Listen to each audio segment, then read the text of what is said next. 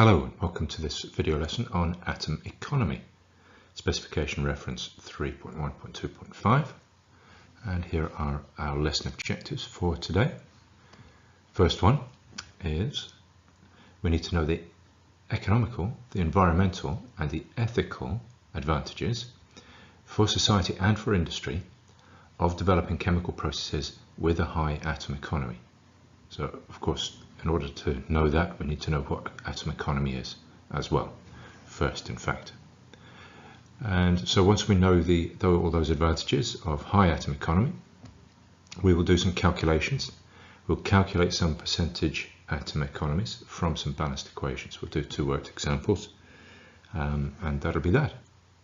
So first of all, why don't we get our heads around what is atom economy?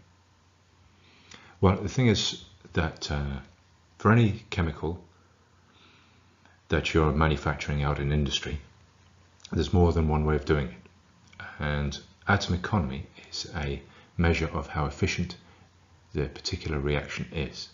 So a low atom economy means that it's a very inefficient way to produce what you're producing.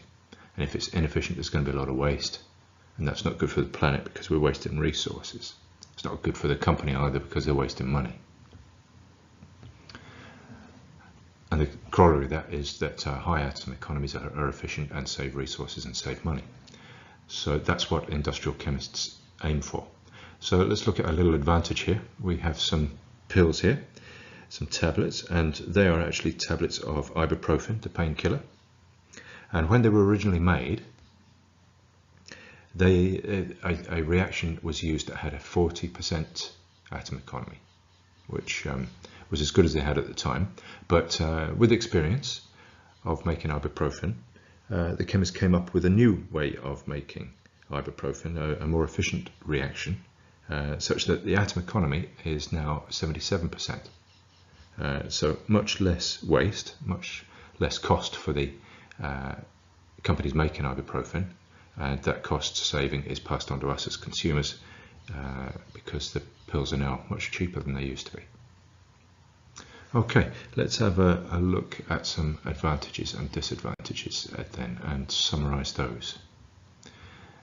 And first of all, why don't we have a look at the economic advantages? So, as we said in the intro, high atom economy means high efficiency, which basically means that you turn more of your raw materials. If we had a pile of raw materials here, you turn more of those raw materials into product, and the waste is less. So if that's reactant, that's product, and that's waste. High atom economy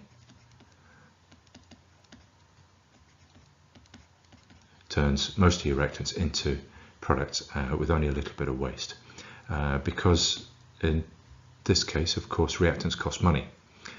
So let's write down here cost of reactants. And if this was a low atom economy reaction, you'd need a big pile of reactants to make the same amount of products, and the cost would be higher. So the cost of the reactants, but not only is there cost of the reactants, when you've got a low atom economy, you have lots of waste to be separated from the products. So the products and the waste are made together, and you have to separate them. So there's the cost of separation.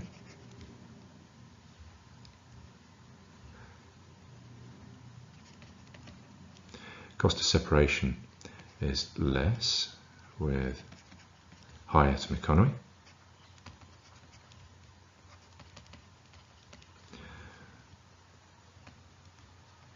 And the third one is, of course, the cost of disposal. So if you've got lots of waste, then that's going to cost a lot to dispose, because, of course, chemical companies are responsible for the disposal of their waste products, and that disposal needs to be safe, needs to be environmentally friendly. You can't just dump it in a river and forget about it, otherwise they'll end up getting sued down the line. And course, that costs money, so let's list that down. So the cost of disposal less with high atom economy. Okay, so there we have the economic advantages. They're the main ones, centre around cost, being economic advantages. And the other type of advantages are ethical and environmental advantages. So let's see what we've got there.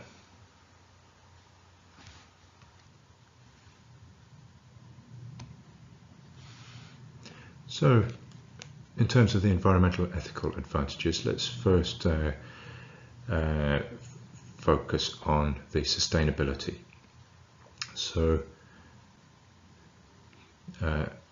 if we use our resources efficiently, then those resources are going to last for longer. So let's put that down there. Resources, which might well be in limited supply. Many of the world's resources are now in limited supply as we use them more and more. Alright, so the resources are used efficiently and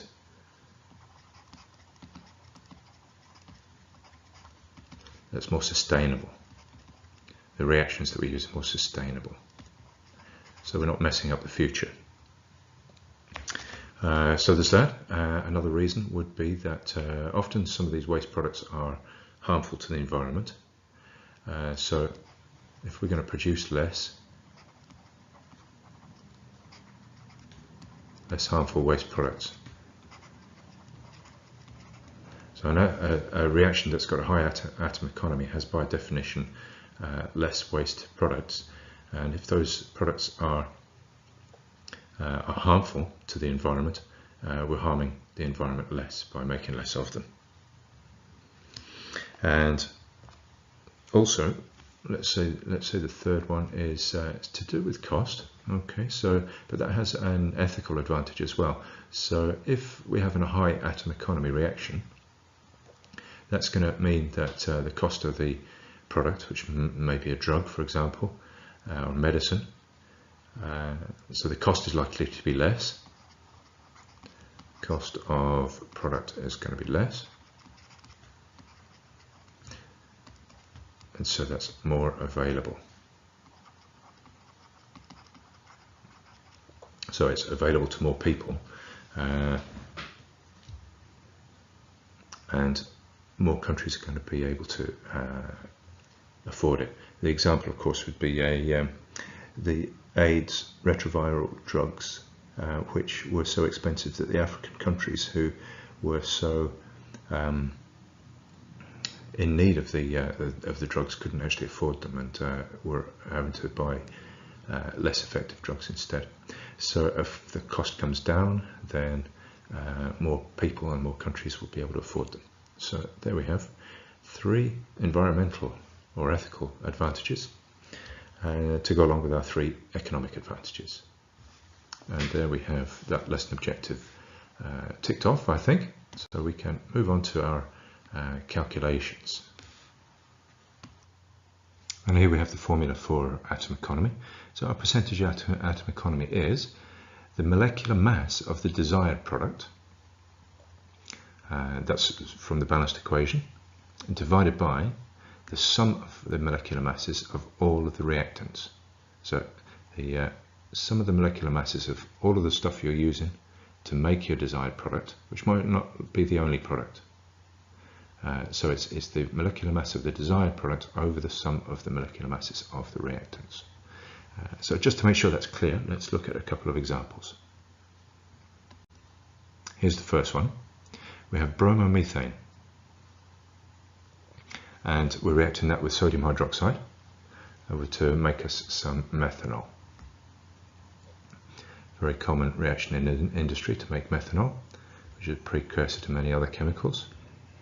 So, but notice we've got some sodium bromide produced on the side, which we're going to consider as waste product. Of course, a company might actually find a use for sodium bromide, might even be able to sell it on its own, but for this purposes we're going to consider it as a waste product of 0 value.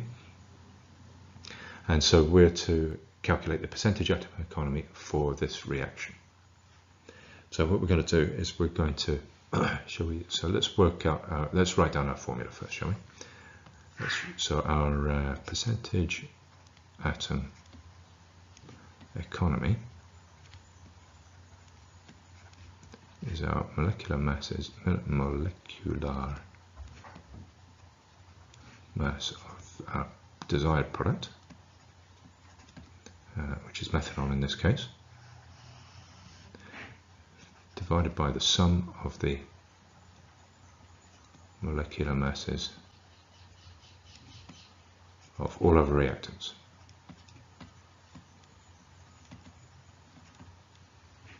And of course we'll times that by 100 to make it a percentage.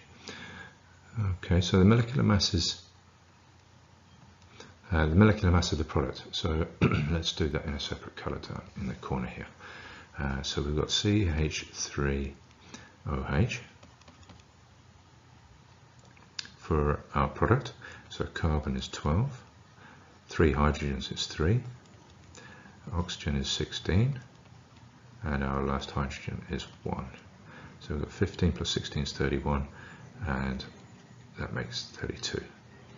Okay, so we're going to have a numerator of 32. Then we're going to have to look at all our reactants. So first of all, let's do bromomethane, CH3Br. So in the same way, our carbon is 12. We've got 3 times 1 for hydrogen, and bromine, I don't remember, I'll have to look up.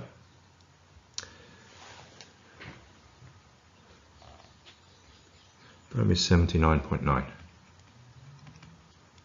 Alright, so if we add those 3 together,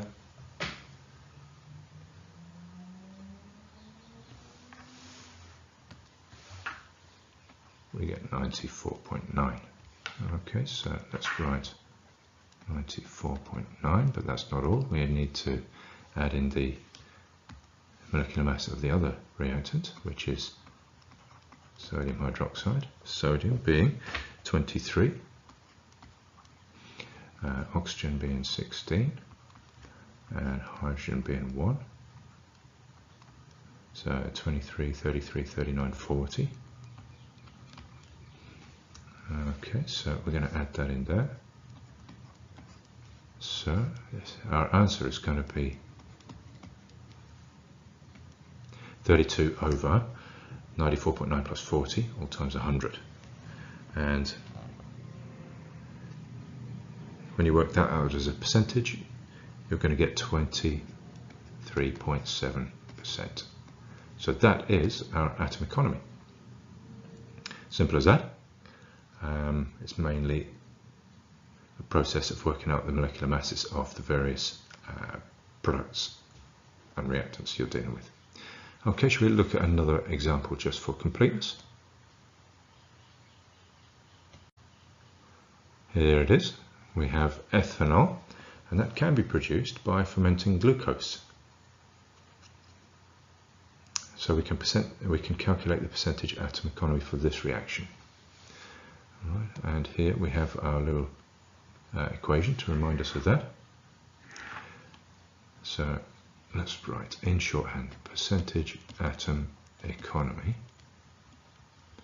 equals, it's going to be our molecular mass of our desired product. So let's write MR of desired product is ethanol, which is C2H5OH.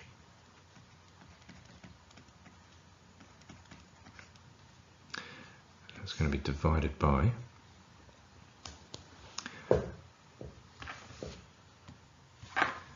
the MR of all of our reactants. We've actually only got one reactant, which is glucose, C6H12O6.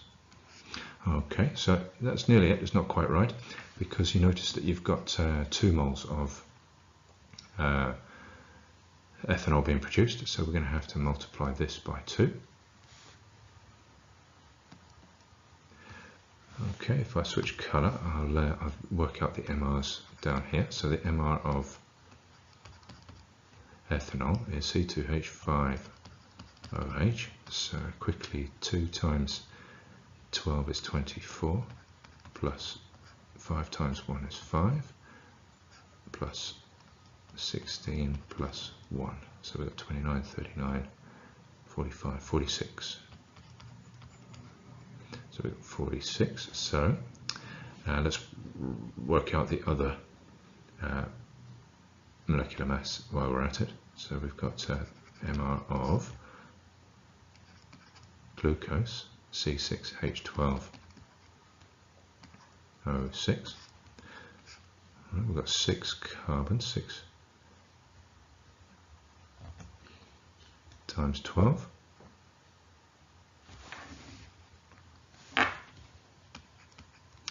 Plus 12 plus 6 times 16, 96. Okay, we add those up and we're going to get 180. Okay, so we have all our numbers, so now we can just feed them into our equation. So we're going to have 2 times 46 on top, divided by 1 times 180 on the bottom, times 100. Both of them have to be times 100, make it a percentage, equals, so if we feed that into our calculator, 92 over 180 times 100 is 51.1%. That's our atom economy. And that's quite a low atom economy, isn't it? Because we've got for every couple of moles of ethanol being produced, we're losing a couple of moles of carbon dioxide, which is quite heavy. You know, it's it's nearly as heavy. In fact, it's heavier than 1 mole of carbon dioxide is heavier than a mole of ethanol. No, that's not right, but it's pretty heavy anyway. Such that it's quite a big loss to lose all that carbon dioxide. And there we are, 51.1% is your atom economy for that. So lastly, we can just check through that we've covered off the learning objectives. So we wanted to know the economic, environmental and ethical advantages for society and for industry of developing chemical processes with a high atom economy. So we looked at 3 of each, didn't we? We looked at 3 economic advantages and we looked at 3 environmental stroke ethical advantages of high atom economy reactions. And we've also just done a pair of calculations to work out atom economies from balanced equations. So it's, as you'll have noticed, the atom economy is not about you know, leaving stuff in filter paper or in drips of your valuable products left in beakers and stuff like that. It's about the reaction itself, and the reaction itself is described by the balanced equation, and we're just taking the proportion of desired product as compared to the total reactants that you're using to make that desired product. Good, hopefully that's been clear, and we'll do a few examples in class as well. Thank you for watching.